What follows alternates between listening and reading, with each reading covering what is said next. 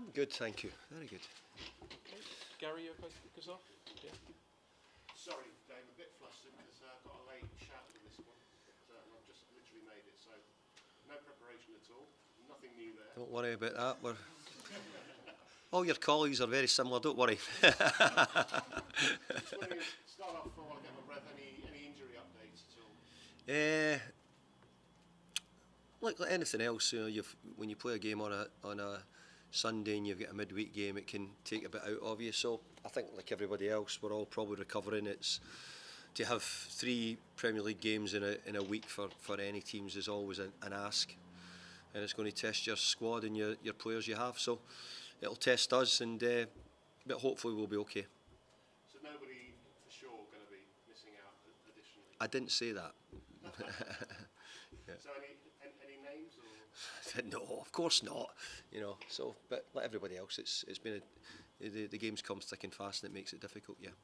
So you got the new fella in, record signing. Just tell us the thinking behind that. How pleased you are? I'm really pleased. Right from the start, we've been watching him for a long time. Obviously, he really came to our attention more when we played him against Lyon, and he was the standout player we felt who was sort of a game changer for them. And when we looked a lot deeper, we went in, we knew he was. We didn't think he was ever going to be available, and I never thought for any time that I thought that we'd make it happen. So, a big thank you to the board for making it happen. But he was always a player we felt could play 2 or 3 positions, probably more than that. And then we started to have a look back at his games for Brazil and how well he'd done for Brazil as well, and his record for them. So it all made good sense if we could get him. But look, getting good players and expensive players aren't easy. Being a record signing can sometimes be a little bit of a heavy load. Do you have any fears on that regard? Yeah, I might question your word record signing, but Sky have got to put out their what they think the value is, so that's no problem with that. And in terms of his readiness to play and the paperwork, is he involved tomorrow? Well, he's not trained with us. He's we've only got the paperwork done last night late, and we're waiting on him arriving in today because he's had to go and get his visa, etc. and today, so that's caused us a little bit of problem this morning. But look, he's signed, which is a great news for us. We're really pleased we've got him, and I really hope that he'll be a big addition to us and a good player for West Ham in the future. And obviously still a little while to go in the window. Everyone in this room, and I'm sure beyond, will breathe a sigh of relief when it's finally closed, including yourself. Not half. But do you think any more in or out? I wouldn't completely say no, but in the same breath, it could easily be yes as well, because we've got 1 or 2 things we have to look at, and it could change. We've got some young players who are wanted by other clubs and different things, so things could change that way. It might not necessarily be people coming in, it might be some people going out.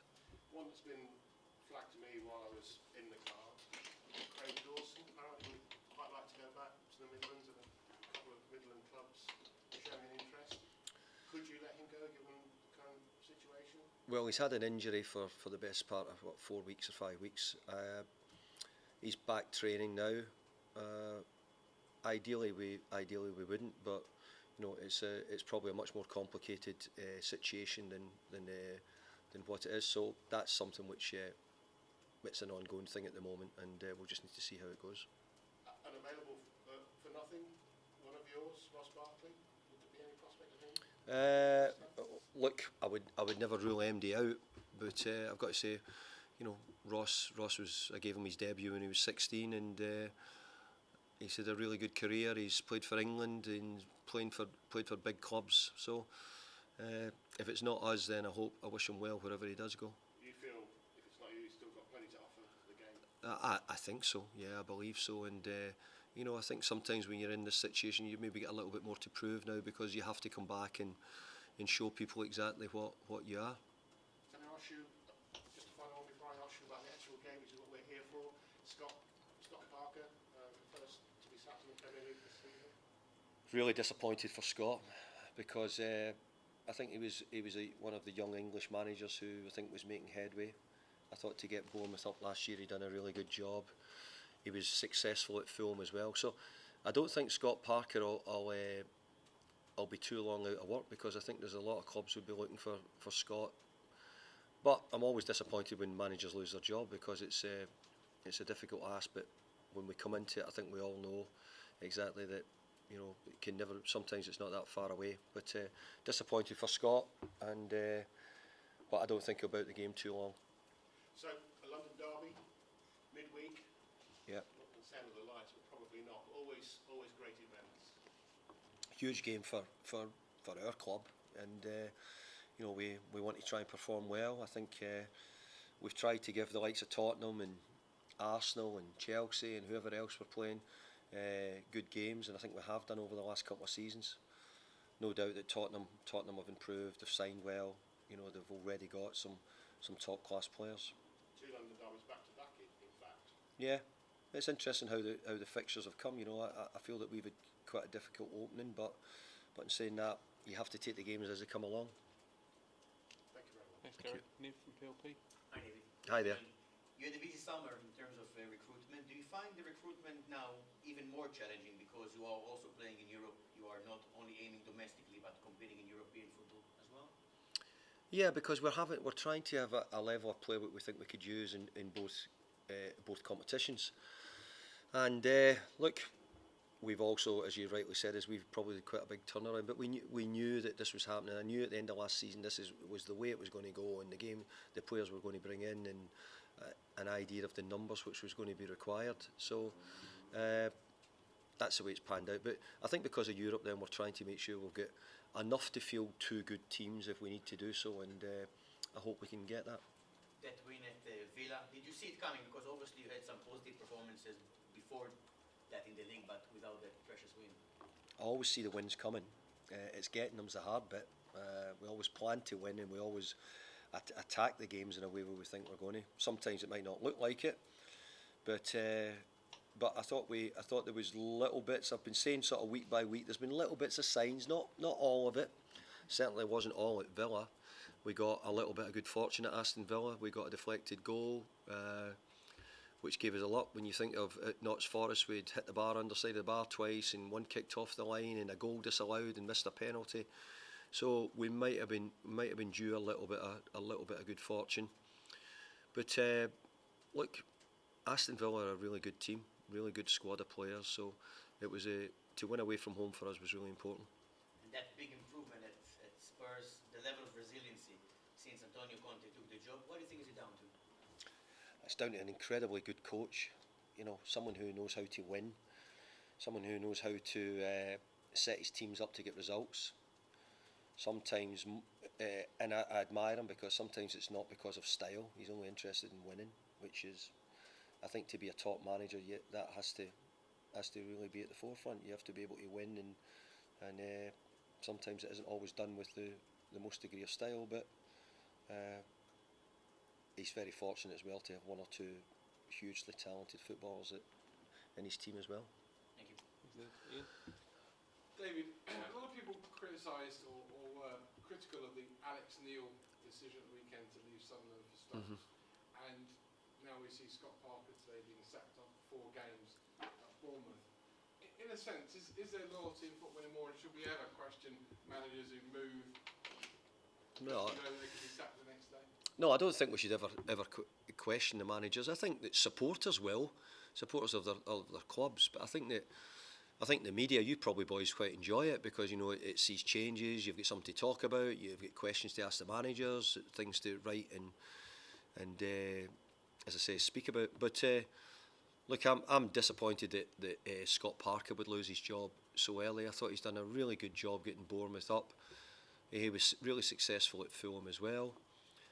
And, you know, it's very hard to be successful in football management. If you think of how many managers have success every year, there might only be 3 or 4 good enough maybe to win a trophy, end up in Europe, maybe win a league title. You know, and there'll be another 3 or 4 who might have overachieved, done better. It's very hard to be a successful manager. And I think Scott's had a couple of years of where I say he got Bournemouth up. That's a great job doing that. And and he done a good job at Fulham as well, in my estimation. So I think he won't have a problem if he wants to work again. That's for sure. If I take into account your signings and what we think you paid for them, you spent £180 million this summer, or thereabouts. Does that A, put pressure on you, and B, does it push West Ham into the next bracket up in terms of Premier League clubs because they're now spending that much amount of money? I'd like to answer that by saying yes, definitely. We've spent really well. The board have done a great job in making funds available. Have we spent enough to get maybe the ones really at that top end? I would have to say probably not. But I still think that we've got a really good squad of players. But I think the difference was this year we were short in January. We chose not to bring MD in. We didn't think we could find someone who could really help us or replace Mickey Antonio at times in games. We didn't see it, and I've got to say, it's really easy to sign players. It's easy for everybody to name a player and think we'll get them. The harder bit is actually sometimes to say no and actually try and wait your time and be patient. That's what I believe. But I do think that we needed the numbers, so we were always going to have to spend and get the numbers in. So it was always probably going to be an expensive spend this year. And with Paqueta and with Skamaka coming in, are you going to change the way West Ham play from last season, which was successful, to accommodate them, or will they have to change the way they play to accommodate you? I think as a manager, you always have to mould to what your players have got as well. I think you have to pick up what you think the players bring to the team. I think, for example, Mickey Antonio, has done an unbelievable job in the way he's played centre forward for us. Skamaka will be a different type of centre forward. Paqueta can play 10 or 8 and would be different to, say, a Jesse Lingard who played for us and done really well, or maybe we're playing Said Benrahma. He can also play a bit deeper if we choose to play him in 3 midfield players, which might give us a chance to do that as well. So I think what we've got is a bigger flexibility than what we had before, but I also hope that we've added quality. We've added a couple of Italian internationals, we've added a Brazilian international, who was it? German international. So we've started to bring in, I think, a better quality or a better level of player, but the proof will be in the pudding, won't it? And hopefully we have to get the time to sort of give them a chance to mould into it and see how they do. Before I ask a couple on the game, it hasn't been a saga this summer, but people occasionally mention Declan Rice's name and leaving. Is this now showing the ambition this club has got with Declan to stay here for many years to come, because you are now entering the bracket signing £50 million players and maybe more in future? We are attempting to really try and challenge the best we can. Well, we might, as I said, it might take us a bit to go. I mean, I look at the signings of some of the other teams. We're playing Spurs, and you're going to ask me some questions on them. Spurs have made some really big signings this year. Ricarlison, for example. And it blows our. If I'm getting told it's our record signing, no. You probably don't speak too much about Ricarlison, but it blows our record signing just for talking. So we've got a long way to go, but we are trying to compete. We're trying to keep up with the Joneses, and we're trying to keep it going. You mentioned Richarlison. I mean, in terms of a front three, or throw Richarlison and Lucas Moura in there who can't get the team at the moment, are you facing the Premier League's best front three or attacking unit tomorrow? Certainly very close to it. I mean, folk could put a case up for Liverpool's front three. Folk would put a case up for Man City with Haaland in the team and how good they are. So I don't know if MD could make that comparison exactly as the best three, but I think they're a very, very good front line, and obviously Harry Kane and Son have been big players for them over the last season or two. And finally, you played in and you've managed in, and you know about derbies in both Merseyside and Glasgow. Is this the biggest of the lot, West Ham Spurs? I think when you come from Glasgow, I think the biggest will always be an Old Firm game if you come from Glasgow. I also get asked those questions when I was at Liverpool, and I also get asked them when I was at Manchester as well. Look, every derby is really important for the manager, for the club. It can give everybody a good feeling. It just happens that we're up against a really good Tottenham team as well. Good luck. luck. Thank you. Okay.